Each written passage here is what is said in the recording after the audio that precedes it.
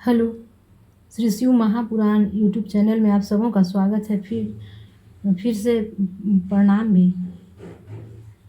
तो आज 7वां व 8वां अध्याय सुनूंगी और सुनाऊंगी। तो 7वां और 8वां अध्याय में बहुत कुछ पौराणिक जानकारी है, जो कि ध्यान से सुनेंगे और समझने का प्रयास करेंगे। तो सबसे पहले 7वां 8वां अध्याय का वर्णन सुनने से पहले मैं अपने गुरु की स्तुति कर लेती हूँ।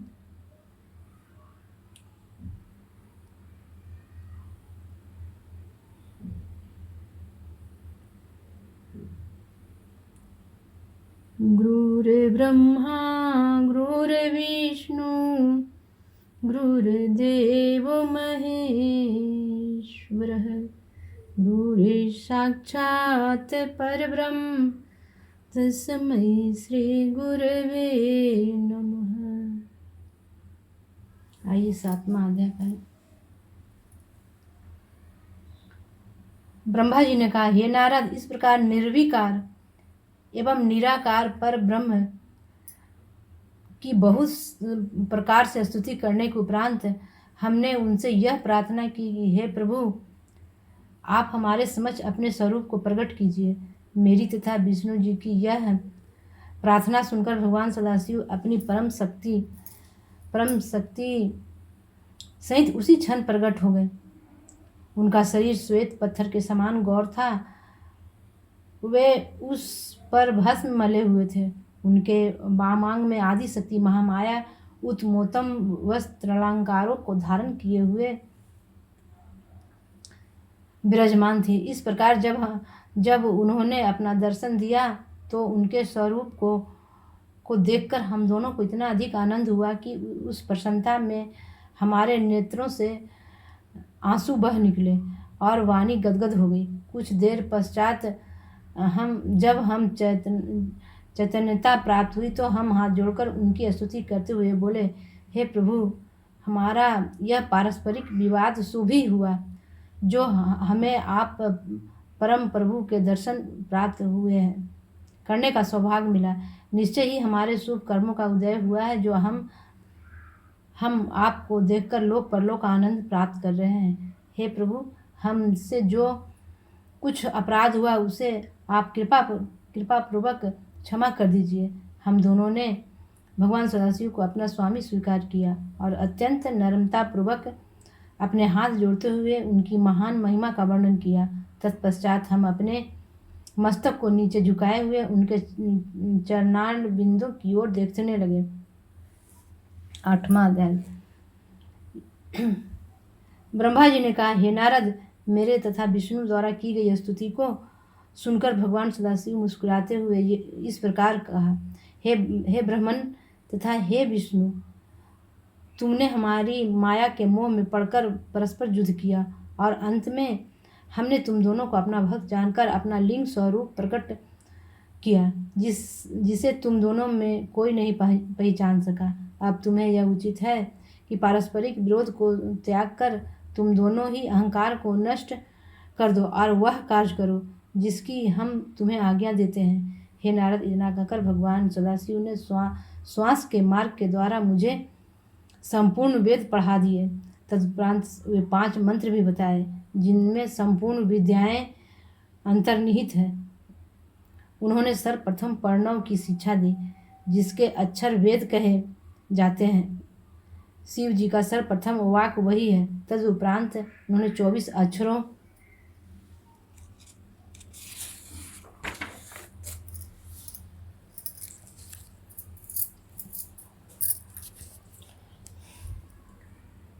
अक्षरों से युक्त वेदों की माता गायत्री का उपदेश दिया।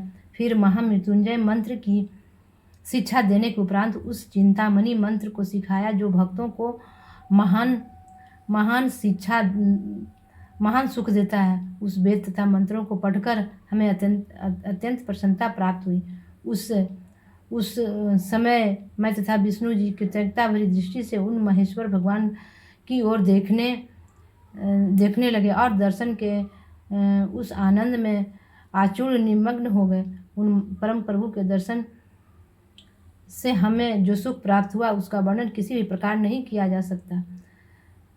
हमारे इस अनन्य प्रेम को देखकर भगवान महेश्वर को भी बहुत प्रसन्नता हुई।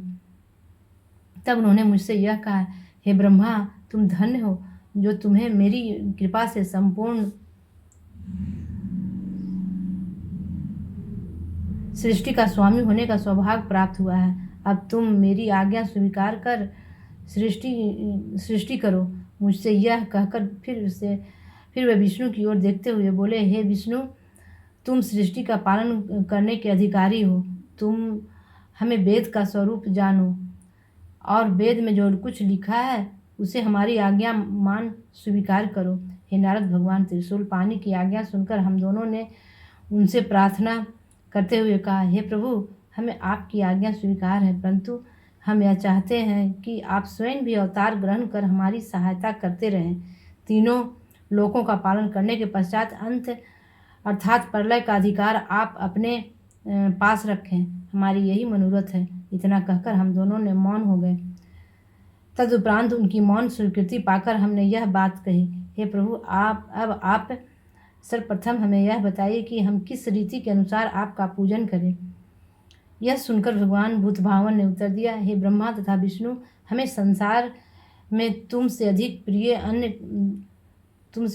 अन्य कोई न होगा। अब तुम दोनों संपूर्ण चिंता तथा शोक को त्याग कर सुखपूर्वक अपना कार्य करो तथा उस कार्य द्वारा अन्य लोगों को भी सुख पहुँचाओ। हमने तुम्हें कुछ देर पूर्व जो अपना लिंग स्वरूप दिखाया था उसका पूजन करना सर्वथा योग्य है। उसी के पूजन से सुख की प्राप्ति होगी। उस लिंग की उत्पत्ति का भेद यह है कि संपूर्ण संसार जिस क्षेत्र में लीन हुआ है उसी को लिंग कहते हैं। अस्तु, ऐसे लिंग के पूजन से इस लोक तथा परलोक में सुख प्राप्त होता है। लिंग के पूजन की महिमा अनंत है। तुमने जो हमसे अवतार ग्रहण करने की प्रार्थना की है उसके संबंध में यह जान लो कि समय आने पर हम स्वयं प्रकट होकर आवेंगे। हमारे इस अवतार का नाम रुद्र होगा। हम चारों अर्थात ब्रह्मा, विष्णु, शिव और शक्ति एक ही स्वरूप हैं। कोई व्यक्ति हमें किसी प्रकार का भेद समझेगा, हम में से किसी प्रकार का भेद समझेगा, उसे बहुत दुख उठाना पड़ेगा। इतना कहकर भगवान सदाशिव ने एक बड़े गुप्त भेद प्रकट करते हुए यह कहा, यह भेद वेद में भी अधिक गुप्त है। अर्थात हम सगुण रूप में शिव और शक्ति दो नामों से प्रकट होते हैं तथा तीनों गुणों द्वारा ब्रह्मा, विष्णु एवं शिव नामक देवताओं के रूप में अलग अलग प्रकट होते हैं। किसी कल्प में पहले विष्णु, फिर ब्रह्मा, तदुपरांत रुद्र की उत्पत्ति होती है, तो किसी कल्प में पहले शिव, फिर विष्णु और तत्पश्चात ब्रह्मा की उत्पत्ति होती है। इस प्रकार तुम दोनों शक्ति के चिन्ह से रजोगुण एवं सतोगुण को ग्रहण करते हो।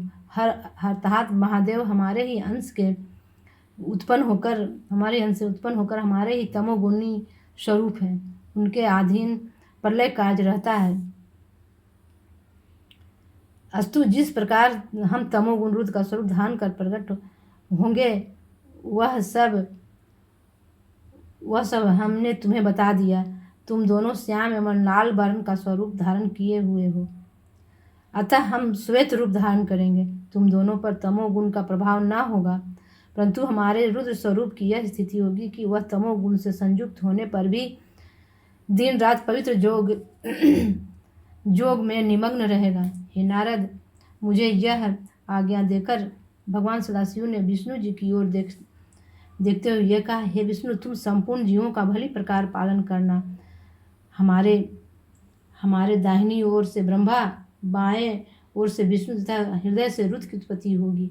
हमारी शक्ति जो उमा है वह भी दो अंशों में प्रकट होंगी, जिससे तुम अलग अलग नहीं समझ जाओगे। पहले अंश से वे लक्ष्मी स्वरूपा होकर तुम्हें प्राप्त होंगी और दूसरे अंश से सरा होकर ब्रह्मा को प्राप्त होंगी। उनके उमा स्वरूप को हर स्वीकार करेंगे। उस समय संसार में उनका नाम सती प्रसिद्ध होगा। इस प्रकार ब्रह्मा, विष्णु तथा हर, यह तीनों देवता अपनी शक्तियों के साथ रहकर वेद का पूजन करेंगे। अस्तु, तुम दोनों को उचित है कि तुम हमारी इस आज्ञा का अनुसरण करो। ब्रह्मा का एक दिन सहस्त्र चतुर्युगी का होगा। इस प्रकार की 100 वर्ष की आयु ब्रह्मा की होगी। ब्रह्मा की संपूर्ण आयु का समय विष्णु के आधे दिन के बराबर होगा और विष्णु की संपूर्ण आयु का समय हर का 1 दिन होगा। ऐसा एक दिन व्यतीत हो जाने पर हमारा सगुण स्वरूप निर्गुण होकर प्रलय कर दिया करेगा। इतना कहकर भगवान सदाशिव ने हम दोनों के मस्तक पर अपने दोनों हाथ रखे। इस प्रकार उपदेश तथा शिक्षा देकर जब भगवान शिव अंतर्धान हो गए